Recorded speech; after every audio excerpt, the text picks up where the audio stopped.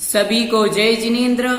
आचार्य भगवंत पद्मनंदी महाराज द्वारा विरचित श्री पद्मनंदी पंचमी शतिका ग्रंथ का हम सभी लोग स्वाध्याय कर रहे हैं, जिसमें आचार्य भगवंतों के द्वारा जैन धर्म के मूल रहस्यों को उद्घाटित किया गया है। इसमें अभी तक हमने चतुर्थ प्रकरण एकत्व सप्तति के अंतर्गत 15 श्लोकों का स्वाध्याय कर लिया है। आज उसके आगे से स्वाध्याय प्रारंभ करेंगे और महत्वपूर्ण प्रश्नों को समझेंगे। पूर्व में हमने पंचलब्धियों के बारे में, सम्यक दर्शन, निश्चय रत्नत्रय के बारे में समझा। आज उसके आगे समझते हैं। स्वाध्याय प्रारंभ करने के पहले अभी तक आपने चैनल को सब्सक्राइब नहीं किया है तो सब्सक्राइब कर लीजिए और बेल आइकॉन का बटन दबा लीजिए ताकि हमारी वीडियो आप तक पहुंच सके। आइए मंगलाचरण करते हैं। कायो सैनिगायतांगो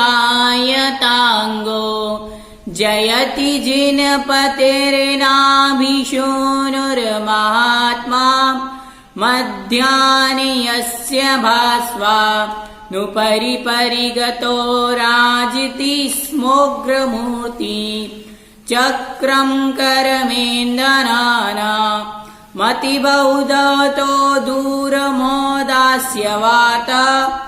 स्फुरजसद्यान्नव अन्येरिव रुचिरतरा प्रोद्गतो विश्वलिंगा। बोलो पंच परमेश्वरी भगवान की जय। आचार्य भगवंत पद्मनंदी महाराज की जय। चलिए स्वाध्याय प्रारंभ करते हैं श्लोक क्रमांक 16 से। चलिए 16वें नंबर का अर्थ पढ़ते हैं। प्रमाण, नय और निक्षेप ये अर्वाचीन पद में स्थित है, अर्थात जब व्यवहार नय की मुख्यता से वस्तु का विवेचन किया जाता है तब इनका उपयोग किया जाता है कि शुद्ध निश्चय नय की दृष्टि से केवल एक आत्मा, शुद्ध आत्मा ही प्रतिभाषित होता है। वहां पर उपर्युक्त सम्यक दर्शन आदि तीनों के अभेद रूप एक ही प्रतिभाषित होता है। कहने का तात्पर्य है आचार्य भगवंत का कि प्रमाण, नय और निक्षेप का प्रयोग कब होता है? जब व्यवहार नय से बात की जाती है। जब व्यवहार नय से बात की जाती है तो फिर सम्यक दर्शन, सम्यक ज्ञान, सम्यक चारित्र्य ये तीनों अलग अलग हैं। किंतु जब निश्चय नय से चर्चा की जाती है तो प्रमाण आदि की आवश्यकता नहीं पड़ती है। एकमात्र शुद्ध आत्मा का ही कथन किया जाता है, एकमात्र शुद्ध आत्मा ही प्रतिभाषित होती है। चलिए आगे पढ़ते हैं श्लोक क्रमांक 17। मैं निश्चय नय रूप अनुपम नेत्र से सदा भ्रांति से रहित होकर एक चैतन्य स्वरूप को देखता हूं, किंतु व्यवहार नय रूप नेत्र से सम्यक दर्शन आदि पृथक पृथक दिखाई देते हैं। निश्चय नय और व्यवहार नय में क्या अंतर है? प्रश्न। निश्चय नय और व्यवहार नय में क्या अंतर है, इसका उत्तर आपको लिखना है।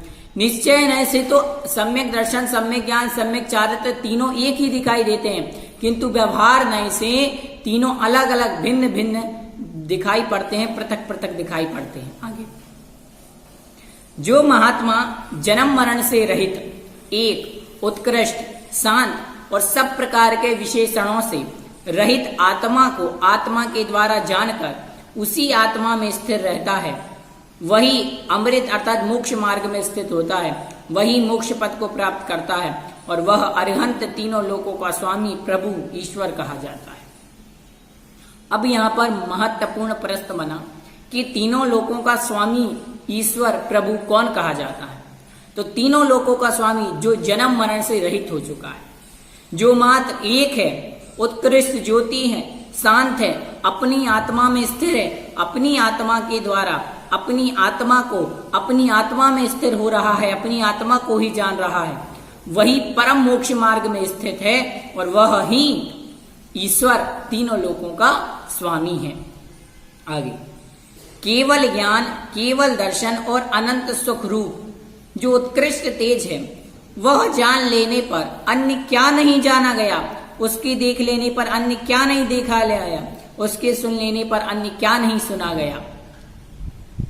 क्या कह रहा है? अर्थात एकमात्र उसके जान लेने पर सब कुछ जान लिया है, उसके देख लेने पर सब कुछ देख लिया है, उसके सुन लेने पर सब कुछ देख लिया।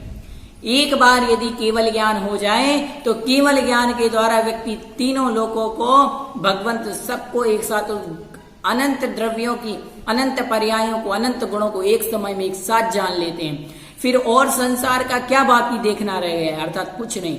एक बार केवल ज्ञान हो गया तो समझ लीजिए सब कुछ जान लिया गया, फिर कुछ भी जानना शेष नहीं रहा। केवल ज्ञान अर्थात संपूर्ण ज्ञान हो गया, फिर इस संसार में कुछ भी जानने योग्य शेष नहीं रह गया है। इस कारण विद्वान मनुष्यों के द्वारा निश्चय से वह उत्कृष्ट आत्मतेज जानने योग्य है, वह सुनने योग्य है, वह देखने योग्य है। उससे भिन्न अन्य कुछ भी न जानने योग्य, न सुनने योग्य, न देखने योग्य। विद्वानों के द्वारा एकमात्र वह उत्कृष्ट ज्योति है, वह ही देखने योग्य है, वह ही जानने योग्य है, वह ही सुनने योग्य है। उसके अतिरिक्त अन्य जो भी चीज है, ना तो वह देखने योग्य है, ना वह जानने योग्य है, और ना सुनने योग्य है। आगे 22 नंबर, योगी जन गुरु के उपदेश से, अभ्यास से और वैराग्य से उसी एक आत्म तेज को प्राप्त करके कृतकृत्य होते हैं, ना कि भिन्न किसी अन्य पदार्थ को। क्या कह रहा है? उस एक उत्कृष्ट ज्योति को ही गुरुओं के उपदेश से, उस उत्कृष्ट ज्योति को कैसे जाना जाए? कैसे उस उत्कृष्ट ज्योति को हम जाने? उस उत्कृष्ट ज्योति को गुरुओं के उपदेश के द्वारा जाना जा सकता है, शास्त्रों के अभ्यास के द्वारा जाना जा सकता है, और वैराग्य के द्वारा उस आत्म तेज को प्राप्त किया जा सकता है, ना कि अन्य भिन्न संसारिक पदार्थों के द्वारा। समझ गए? चलिए आगे।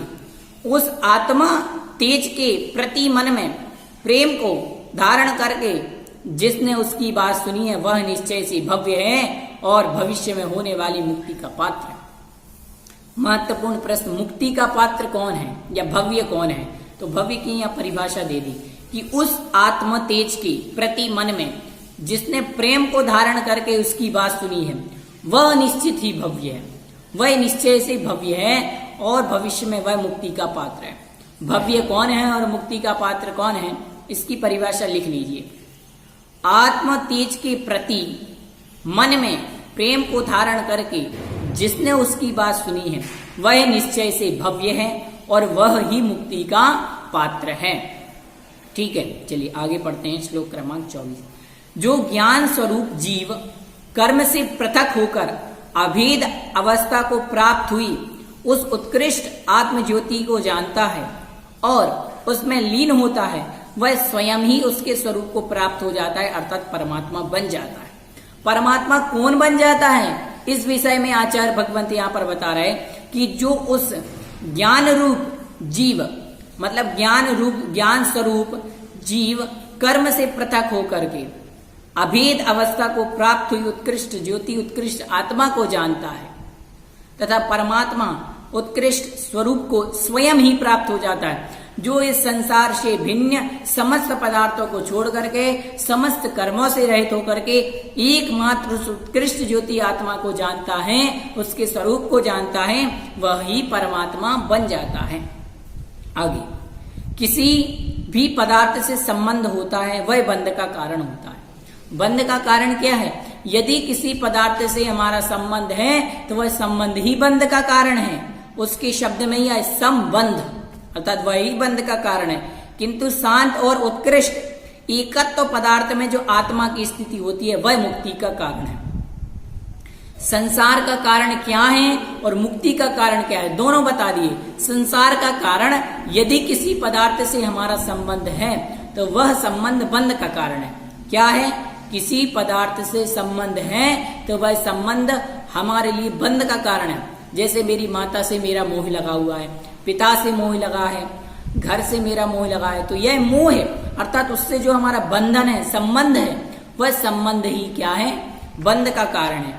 और किंतु एक शांत उत्कृष्ट एकत्व पद में जो आत्मा की स्थिति है, वह मुक्ति का कारण, अर्थात जो सभी ओर से विषयों को हटा करके विषय के जो अन्य भी विषय भोग हैं, उन विषयों से संबंध तोड़ करके, घर गृहस्थी से विषयों को संबंध को तोड़ करके एकमात्र उत्कृष्ट आत्मा की ज्योति में स्थित होता है, आत्मा में स्थित होता है, वह मुक्ति का कारण है। आगे, कर्म के अभाव में यह आत्मा वायु के अभाव में समुद्र के समान विकल्प रूप लहरों के भार रहित तथा शांत होकर के कैवल्य अवस्था को प्राप्त हो जाती है। क्या समझा रहे हैं? समझिए। जिस प्रकार वायु का संचार न होने पर समुद्र की लहरों से रहित शांत और एकांत अवस्था को, जैसे जब हवा नहीं चलती है तो आपने देखा होगा समुद्र की लहरें बिल्कुल शांत होती हैं, और जब वायु तीव्र गति से चलती है तो समुद्र की लहरें क्या होती हैं, ऊंची उठती हैं। उसी प्रकार से कह रहे हैं, जिस प्रकार से वायु के ना होने पर, वायु के ना चलने पर समुद्र की लहरें शांत हो जाती हैं, उसी प्रकार कैवल्य अवस्था को प्राप्त हो जाने पर क्या हो जाता है, समस्त शांति हो जाती है, शांत हो जाता है, आत्मा शांत में स्थित हो जाता है। फिर किसी भी प्रकार के उसमें कर्म आदि का बंध नहीं होता है। एक बार 4 घातीय कुशय करके केवल्य ज्ञान को प्राप्त कर लिया, फिर आत्मा का कल्याण हो ही जाता है। इस प्रकार से कहा गया कि जिस प्रकार से लहर वायु के ना चलने पर लहरें शांत हो जाती हैं, उसी प्रकार से विकल्प आदि के ना होने पर केवल्य ज्ञान प्राप्त करके शांत हो जाता है। आगे, संयोग से जो कुछ भी प्राप्त हुआ है वह सब मुझसे भिन्न है, यानी कि संयोग से जो कुछ भी मुझे प्राप्त हुआ है वह सब मुझसे भिन्न ही है। उसका परित्याग कर देने के संबंध में मैं मुक्त हो चुका हूं, ऐसा मेरा निश्चय है। अर्थात यह स्त्री, पुत्र, मित्र, धन, रुपये, संपत्ति आदि यह मुझे संयोग से प्राप्त हुए हैं, और इनके प्राप्त होने से मुझे अनेक प्रकार के दुखों को भोगना पड़ता है। अतएव यह संयोग ही समस्त दुखों का कारण है, और इस संयोग का ही हमारे लिए त्याग कर देना चाहिए। ऐसा करने पर ही मोक्ष की प्राप्ति होती है। जब तक आप संयोग का त्याग नहीं करोगे तब तक मोक्ष की प्राप्ति नहीं हो सकती, कल्याण का मार्ग नहीं मिल सकता। जिन पुण्य और पाप रूप दोनों पुष्ट राक्षसों को राग द्वेष के परित्याग रूप महामंत्र के द्वारा कीलित किया जा चुका है, अब मेरा आत्मा क्या कर सकेगा। अतएव अर्थात वे कुछ भी हानि नहीं कर सकते। मतलब कहने का प्रयास कर रहे हैं महाराज कि जो पुण्य और पाप कर्म प्राणी को अनेक प्रकार के कष्ट दिया करता है, अर्थात जो पुण्य और पाप इस प्राणी को कष्ट देता है, दुख देता है, उस बंध राग और द्वेष के निमित्त से ही होता है। अर्थात वह पुण्य और पाप राग द्वेष के निमित्त से ही बंधता है। अतएव उस राग द्वेष का परित्याग कर देने पर स्वयं बंध रुक जाता है और आत्मा स्वतंत्र हो जाता है।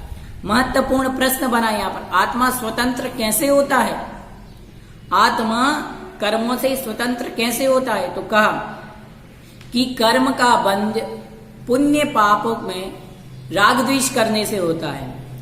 पुण्य और पाप में यह प्राणी अनेक प्रकार के पुण्य और पाप से अनेक प्रकार के कष्टों को भोगता है, और वह कष्ट पुण्य और पाप का बंध क्यों होता है, राग द्वेष आदि के करने से। इसीलिए यह राग द्वेष ही बंध का कारण है। इस राग द्वेष को त्याग कर दिया जाए तो वह बंध स्वयं ही रुक जाता है। राग द्वेष के निमित्त से ही हमारे लिए बंध होता है, और उस राग द्वेष का यदि परित्याग कर दिया जाए तो वह बंध रुक जाता है और आत्मा स्वतंत्र हो जाती है। आगे, महात्माओं का संबंध, महात्माओं को संबंध के होने पर भी उस राग द्वेष का परित्याग करना चाहिए। जो जीव संबंध के बिना राग द्वेष करते हैं वे वात रोग के ग्रसित रोगी के समान अपना कौन सा अहित नहीं करते, अर्थात वे सब प्रकार से अपना हित ही करते हैं। एक रोगी की उपमा दे दी कि यह प्राणी यदि उसमें राग द्वेष करता है तो उस रोगी के ही समान है जो स्वयं ही अपना हित कर रहा है। मन वचन काय की प्रवृत्ति, मन वचन काय की प्रवृत्ति से उस प्रकार का अर्थात तदनुसार पुण्य पाप कर्म का वृद्धिगत होता है। अतएव मुमुक्षु जन को मन वचन काय की प्रवृत्ति से भिन्न एक उसी आत्म तत्व की उपासना करना चाहिए। अर्थात जो मन वचन काय की प्रवृत्ति है उसको विषयों की ओर न जाने दे करके एकमात्र उस आत्म तत्व की उपासना करना चाहिए, क्योंकि वह आत्म तत्व ही हमारे लिए कल्याणकारी है। आत्म तत्व की प्राप्ति का प्रयास करना चाहिए। आगे श्लोक क्रमांक 31, द्वैत भाव से नियमतः द्वैत और अद्वैत भाव से अद्वैत उत्पन्न हो जाता है। कह रहे द्वैत भाव से नियम से द्वैत उत्पन्न होता है और अद्वैत भाव से अद्वैत उत्पन्न होता है। क्या होता है, बन सकता है प्रश्न, सही विकल्प है खाली स्थान में। द्वैत भाव से द्वैत उत्पन्न होता है और अद्वैत भाव से अद्वैत उत्पन्न होता है। जैसे लोहे से लोहा और स्वर्ण से स्वर्ण का बर्तन उत्पन्न होता है। जैसे लोहे का तो लोहे का बर्तन बनेगा, लोहे की धातु से लोहे का बर्तन बनेगा, और सोने की धातु से सोने का बर्तन बनेगा। विशेषण आत्मा और कर्म तथा बंध और मोक्ष इत्यादि प्रकार की बुद्धि द्वैत बुद्धि कही जाती है। आत्मा और कर्म, बंध और मोक्ष, इस प्रकार की जो बुद्धि है यह द्वैत बुद्धि कही जाती है। और ऐसी द्वैत बुद्धि मतलब ऐसी बुद्धि से द्वैत भाव बना रहता है, जिससे संसार का परिभ्रमण अनिवार्य हो जाता है कि द्वैत भाव से जीव संसार का परिभ्रमण करेगा ही, किंतु मैं एक ही हूं, अन्य सब पदार्थ मेरे नहीं हैं, न मैं उनको जानता हूं। इस प्रकार की जो बुद्धि कहलाती है वो अद्वैत बुद्धि कहलाती है। और इस विचार से अद्वैत भाव सदा जागृत रहता है, जिससे कि अंत में हमारे लिए मोक्ष की प्राप्ति हो जाती है। द्वैत भाव और अद्वैत भाव में अंतर क्या है, इसको समझ लीजिए। इस प्रश्न बन सकता है द्वैत भाव और अद्वैत भाव में अंतर क्या है। द्वैत भाव से नियम से द्वैत और अद्वैत भाव से अद्वैत होता है। ठीक है, समझ गए। अब इसी में जो मैंने समझाया वही आपको लिखना है कि आत्मा और कर्म, बंध और मोक्ष, इस प्रकार की बुद्धि द्वैत बुद्धि कही जाती है। और द्वैत बुद्धि से द्वैत भाव बना रहता है, और द्वैत भाव संसार का कारण है। अद्वैत, मैं एक ही हूं, अन्य पदार्थ मेरे हैं ही नहीं, ना मैं उनका था, इस प्रकार की अद्वैत बुद्धि है। और अद्वैत बुद्धि मतलब अद्वैत भाव बना रहता है, और अद्वैत भाव से अंत में जाकर के जीव मोक्ष को प्राप्त कर लेता है। समझ गए। इस प्रकार से लोहे की धातु से लोहे का स्वरूप और सोने की धातु से स्वर्ण पात्र ही बनता है। उसी प्रकार से द्वैत बुद्धि से द्वैत भाव और अद्वैत बुद्धि से अद्वैत भाव ही बनता है। समझ गए द्वैत और अद्वैत में अंतर। ये तो हो गया। आगे निश्चय से वह जो एकत्व है वह अद्वैत है। निश्चय से जो एकत्व है वह ही अद्वैत है। एकत्व सप्तती का मतलब चला जाए। एकत्व क्या है? एकत्व अद्वैत है, जो कि उत्कृष्ट अमृत अर्थात मोक्ष स्वरूप है। अद्वैत कैसा है? उत्कृष्ट अमृत और मोक्ष स्वरूप है। आ सकता है अद्वैत का स्वरूप लिखिए। तो अद्वैत ही निश्चय से एकत्व है, और वह अद्वैत कैसा है? मोक्ष स्वरूप है, किंतु दूसरे कर्म या शरीर आदि के निमित्त से द्वैत भाव उदित होता है। यदि संयोग से कर्म और शरीर का संयोग मिलता है तो कर्म आदि और शरीर के संयोग से निमित्त से द्वैत भाव उत्पन्न होता है, और वह व्यवहार की अपेक्षा रखने से संसार का कारण होता है और संसार का कारण बन जाता है।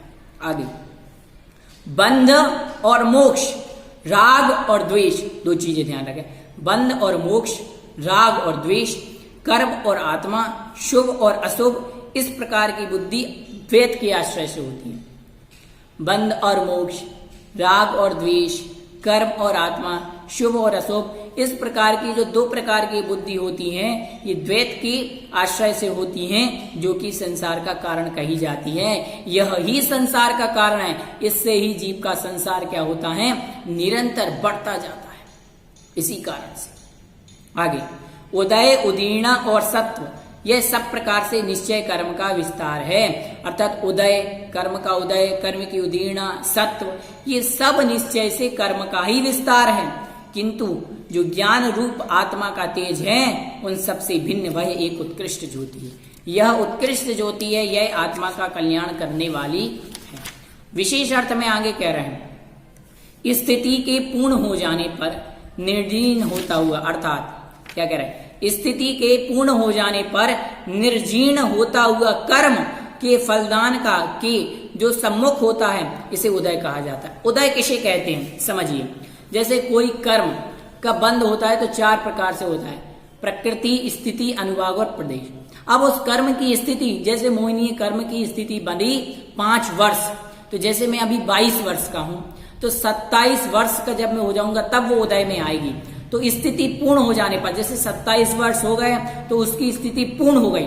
और कर्म के जो फल देने, अर्थात कर्म की जो फल देने की शक्ति है कि वो कितनी पावर से उदय में आ रहा है, कितना दुख होगा, 1%, 2%, 50%, या मेरे लिए कैसा उदय, फुंसी होगी, फोड़ा होगा, हाथ टूटेगा, पैर टूटेगा, किस प्रकार से उदय में आ रहा है, किस प्रकार से वो सम्मुख आ रहा है, उसे उदय कहते हैं। ठीक है। कर्म की स्थिति पूर्ण हो जाने पर जो फलदान अर्थात फल देने के सम्मुख आ जाता है उसे उदय कहते हैं। यह तो उदय की परिभाषा हुई, समझ गए। लिख लीजिए उदय की परिभाषा। स्थिति के पूर्ण होने पर निर्जीर्ण होता हुआ कर्म जो फलदान के सम्मुख होता है वह उदय कहा जाता है, वह उदय कहलाता है। एक बार और, स्थिति के पूर्ण हो जाने पर निर्जीर्ण होता हुआ कर्म जो फलदान के सम्मुख होता है वह उदय कहा जाता है। आगे उदीर्णा कैसे कहते हैं, तो कह रहे उदय काल के, लिख लीजिए, उदय काल के प्राप्त ना होने पर भी, उदय काल के प्राप्त ना होने पर भी अपकर्षण के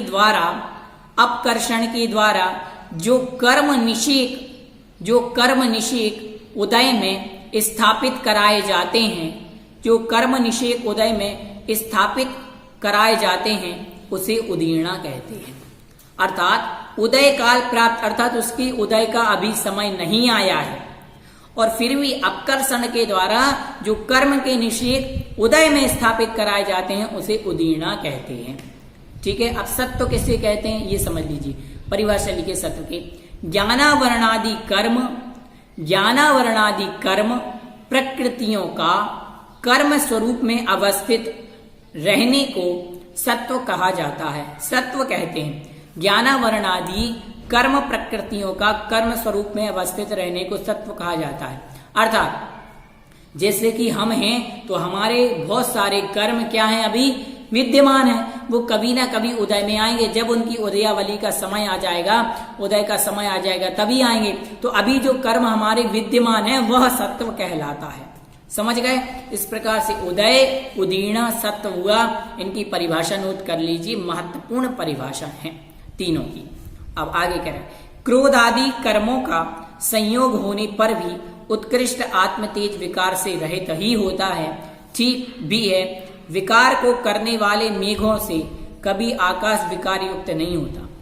समझाने का प्रयास कर रहे हैं, जिस प्रकार से आकाश में विकार को उत्पन्न करने वाले मेघ भी वह आकाश विकार को प्राप्त नहीं होता है, स्वभाव से साक्षी होता है। कह रहे हैं कि वह मेघ जो होते हैं वह मेघ विकार को उत्पन्न होने पर भी आकाश विकार को प्राप्त नहीं होता है, स्वच्छ ही रहता है। उसी प्रकार से आत्मा के साथ क्रोधादि कसायों का, क्रोधादि कर्मों का संयोग होने पर आत्मा विकार को उत्पन्न नहीं होता, वह आत्मा तो स्वभाव से निर्विकार ही होता है। हमारा आत्मा विकारित नहीं है, विकार से सहित नहीं है, वह तो आत्मा का विभाव है। स्वभाव से तो हमारी आत्मा कैसी है, निर्विकार ही है। समझ गए। इस प्रकार से आज हमने 16 से 35 श्लोकों तक का स्वाध्याय कर लिया है, जिसमें विभिन्न विषयों को समझा। इसी के विषयों को हमें क्या करना है, याद करना है, समझना है। हमने इसमें द्वैतवाद और अद्वैतवाद के बारे में अंतर जाना। महत्वपूर्ण प्रश्न नोट कर लीजिए जो आपको अपनी कॉपी में नोट करने हैं। उदय, उदीर्णा और सत्व, इन तीनों की परिभाषा लिखनी है। फिर द्वैतवाद और अद्वैतवाद में अंतर क्या है इसके बारे में भी आपको लिखना है। आत्मा किस प्रकार से स्वतंत्र है यह भी आपको लिखना है, ये महत्वपूर्ण प्रश्न है। और बंध का कारण क्या है यह भी आपको लिखना है। बंध और मुक्ति का कारण क्या है, बंध और मुक्ति का कारण क्या है यह आपको लिखना है। और तीनों लोके के स्वामी और ईश्वर किसे कहा जाता है यह भी आपको लिखना है। सभी को जय जिनेन्द्र। अगली कक्षा में फिर मिलेंगे। तब तक जो आचार्य भगवंत ने जैन सिद्धांत रूपी वैभव दिया है उसे संभाल कर रखें, समझें, पढ़ें, दूसरों को भी पढ़ाएं, स्वयं भी पढ़ें। भव्योदय चैनल को सब्सक्राइब करें, बेल आइकॉन का बटन दबाएं और निरंतर स्वाध्याय करते रहें। सभी को जय जिनेन्द्र।